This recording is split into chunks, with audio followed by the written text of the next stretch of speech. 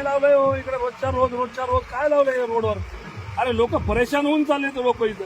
आता तुमच्या इथं बघा जवळपास इथं 3 आणि 3 6 माणसं हायवेला उभे. आता मी बाहेर ड्युटी हाता की नाही, काही गावामध्ये ट्रॅफिकचा एवढा मोठा प्रश्न आहे. ते सगळे तुम्ही इकडे लावले हायवेला. रोजच्या रोज लाखो रुपयाचं तुम्ही इथं ते लोकांपासून हे घ्यायला लागले. एक दिवस ठीक आहे, 2 दिवस ठीक आहे,